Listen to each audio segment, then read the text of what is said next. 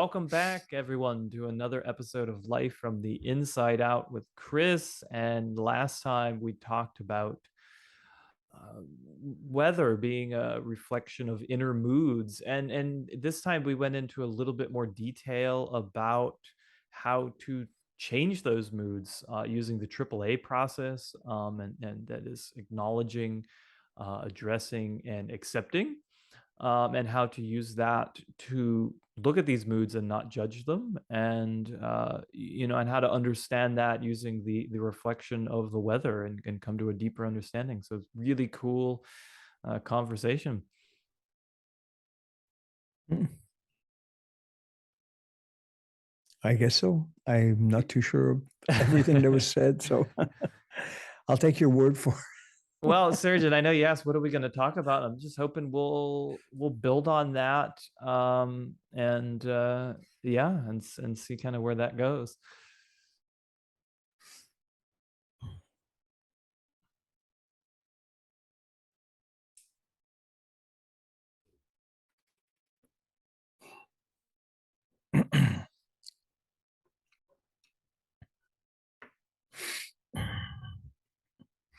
Indeed, we trust you are comfortable and we thank you for your consideration. Oh, thanks, Kris. So you were uncertain as to what kind of topic of discussion could be brought up. And perhaps a brief exploration of what do people seek? What do people search for in life? And we are not necessarily talking about somebody searching for the 20 billion lottery jackpot or the job that will make them famous or rich. People are seeking something else. And especially in today's atmosphere, which seems to be prevalent, quite accentuated with notions of fear, of disempowerment, of insecurity. And the interesting thing is that it can indeed be changed. None of these or any other states of mind or moods especially, are beyond your ability to recognize and deal with. No such state, whether it is fear, insecurity, and so on, are first of all permanent. It does seem devastating, however, when the individual becomes fixated upon such a thing, thinking of little more than that,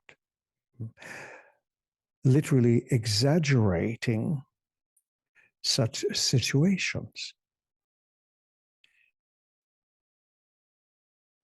And it does then become a problem because the individual you see very little else than that particular issue that seems to worry you. You seem to notice it everywhere. Much like when you bump your little toe on the coffee table leg. For days on end afterwards, it seems that you keep bumping that little toe into everything, whereas before you never did. It seems to amplify because you are looking at it through a particular lens, a particular focus of attention that blots out everything else. So literally psychological and emotional blinders, wearing and kind of rose-colored glasses. You refuse then to see something other than what you are focusing upon. And it does become problematic. You might be in full sunshine, but you are standing in the shade of a tree, and you might rail against the lack of sunshine because you are standing in the shade of the tree. So, utilizing perhaps such a crude analogy, you would simply have to move into the sunshine out of the shade, but you would refuse to. You would insist. There is nothing wrong with your perception. It is the sun that is refusing to share its light and warmth with you.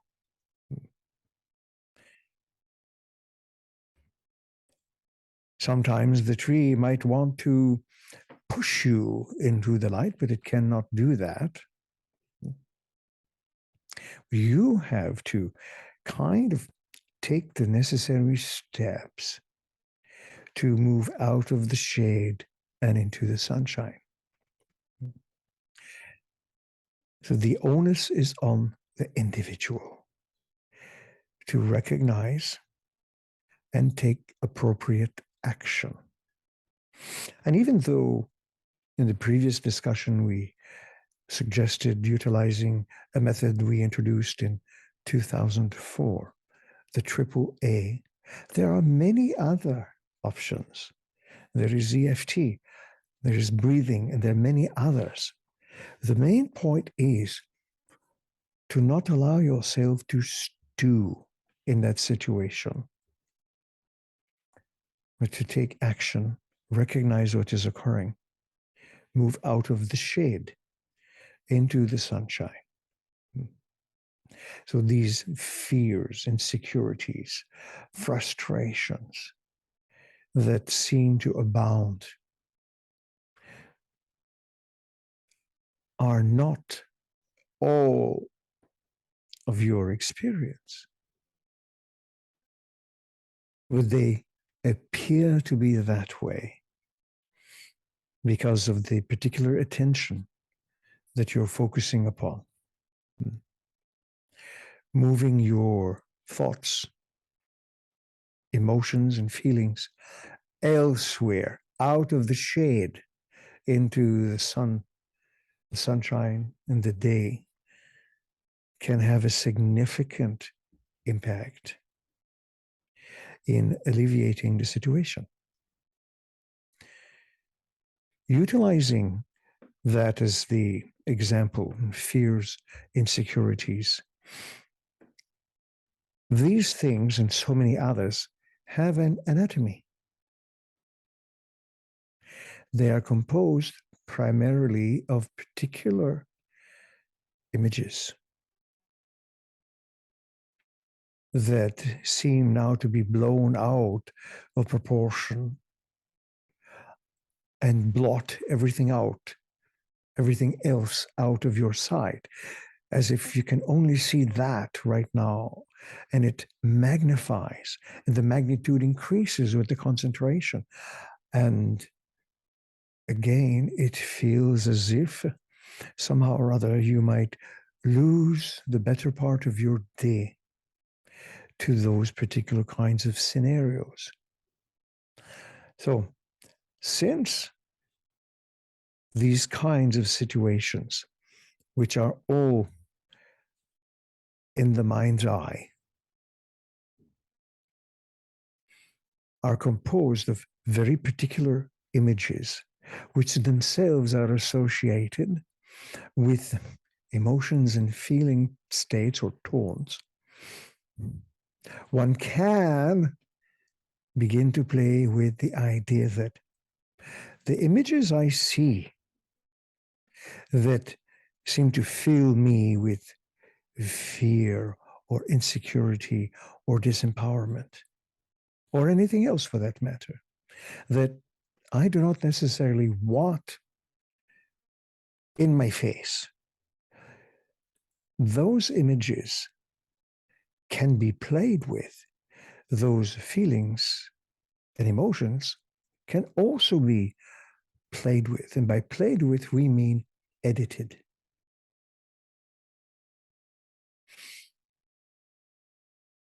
if you utilize the example of, say, an image that you are going to mm, render or edit in your computer software, whether you utilize Photoshop or any other, you take an image, you might be able to overlay it with some other kind of tone or color, or you might remove layers, you might shrink it, reduce the size of the image, make it smaller to fit particular situations and concerns.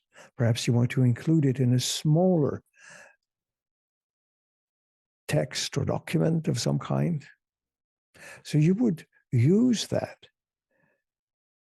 So mentally, one can also utilize a very similar procedure.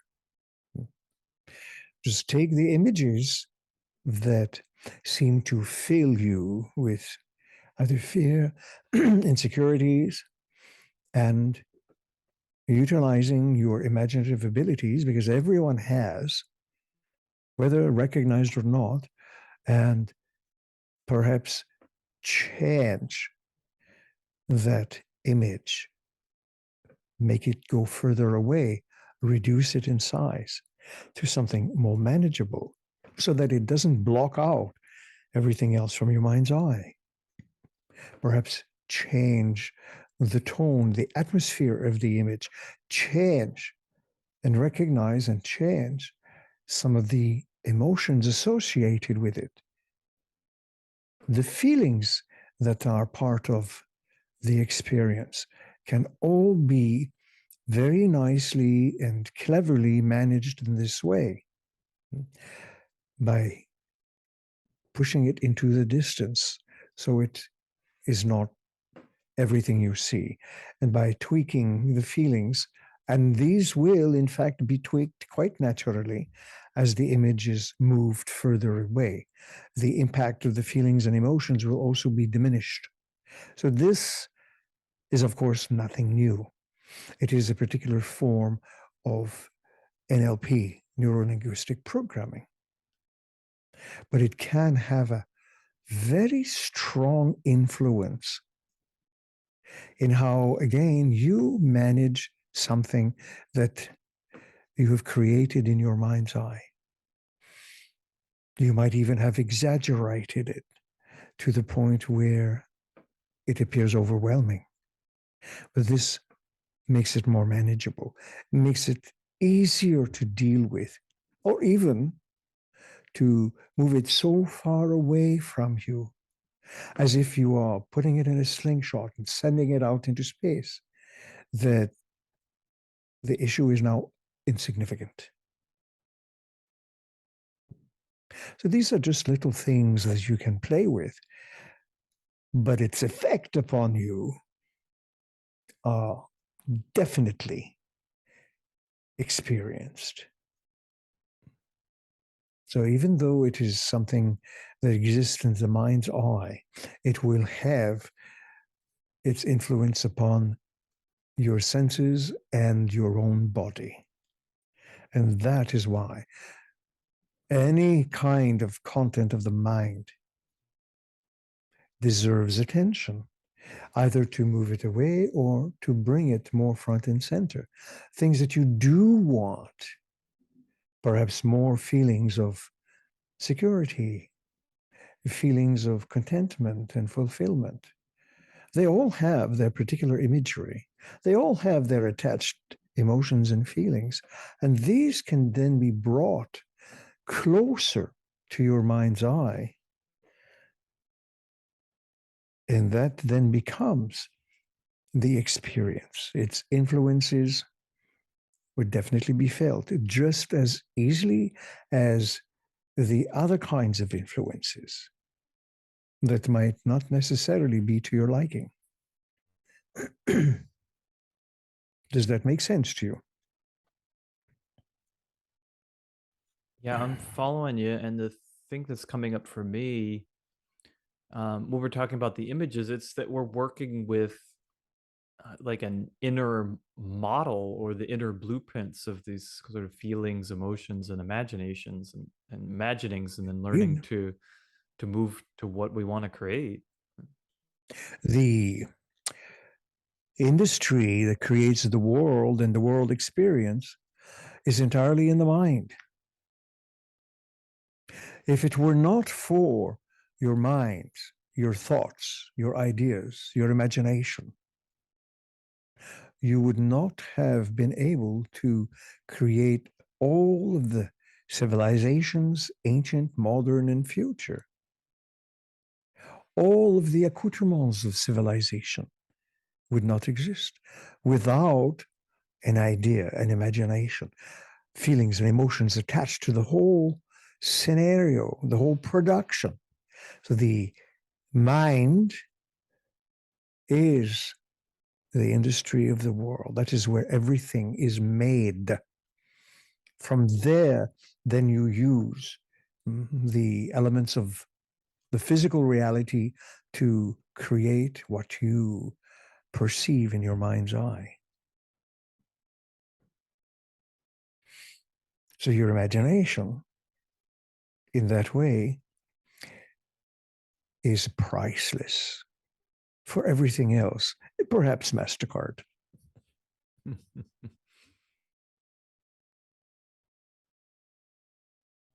Does this make sense to you?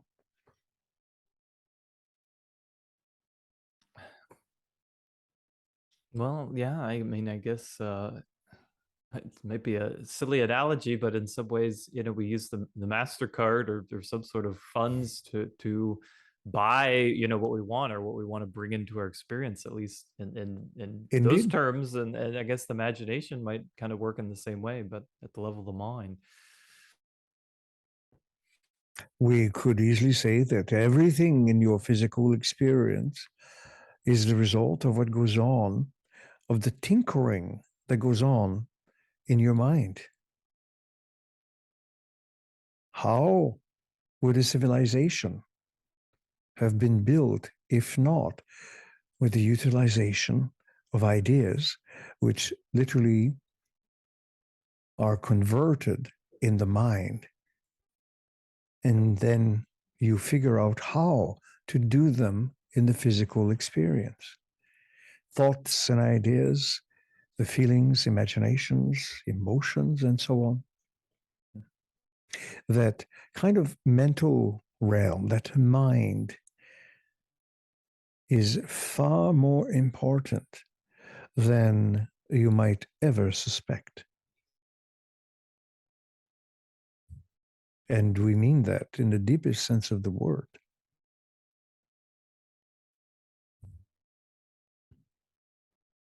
You would not have launched your rockets if not for the imaginative properties of the mind.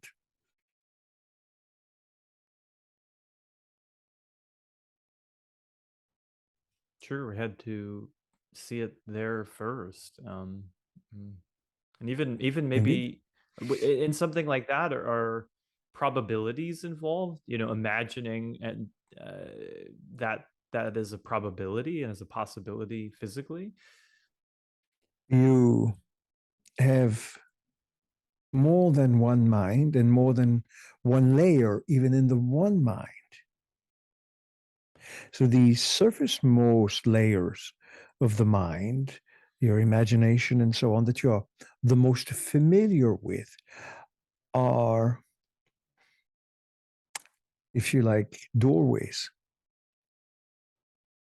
to other layers that move information in and out of different kinds of realms of, say, the universe filled with probabilities, filled with potential. This allows you then to capture ideas. In capturing the ideas, you examine them and it sparks your imaginative furnaces, if you like. And from that point on, you unfold the ideas. You come up with ideas to make civilizations, to turn mud into bricks. You have observed what happens.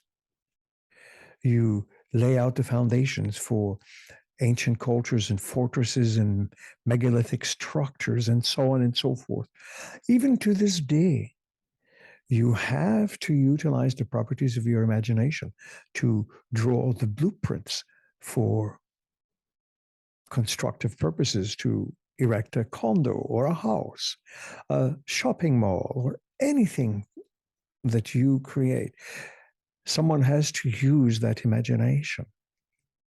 Someone has to then imagine beyond just the blueprint and now how to make that blueprint physical, organize everything. Someone had to have the imagination to cut lumber initially, originally, perhaps even thousands of years ago. And the process is refined over time.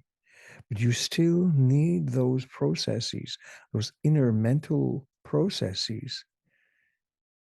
Literally, you want to feed your hunger. You're hungry. What do? Oh, I will make a sandwich. I will open the bread. I will butter it. I will put mayo. I will put tomato. I will put cheese. I will put lettuce. I will put bacon. You work all that out in your mind's eye. Then you add the other slice of bread, you cut it, you put it on your plate, and you eat it. So this required a step-by-step process, seeing in your mind's eye how you will unravel this whole situation. Now, you may be so accustomed to it that you don't even think about it. Your mind might be wandering, but there's a part of you that still knows, I will take the sandwich, I will take the bread, I will take the tomato, and I will take lettuce, and I will take this and that, and make myself a sandwich. Does that make some sense to you? And are you Yeah, hungry it yet? makes it. No, I'm not hungry yet. Uh, oh, maybe a little bit. But the idea is the more you recognize just how you function, even in this simple little way, you have a decided advantage then of understanding how you construct the moments and the experiences you end up calling your life. Now, some people may go their entire lives without giving this a second thought, but there are other people who will say, wait a minute, I can watch in my mind's eye how I will plan my day, how I will attend the meeting, how I will go and do this and go and do that, and become more familiar with whom and what they are and see what motivates them. They will be able to recognize that there is definitely something to be said with paying attention to the moment, to the inner experience that is going on, that is creating my moment. That, in and of itself, is actually quite empowering.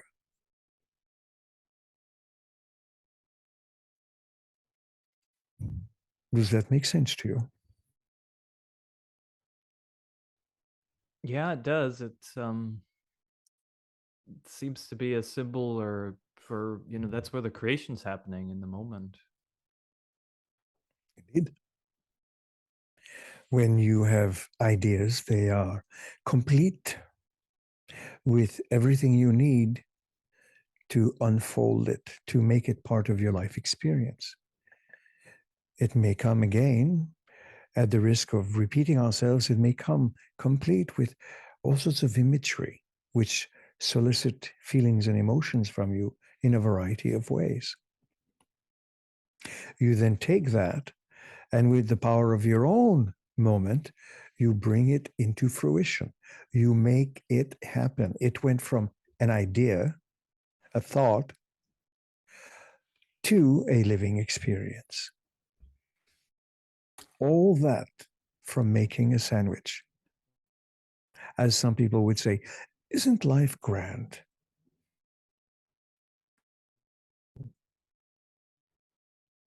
Well, I am fond of food analogies.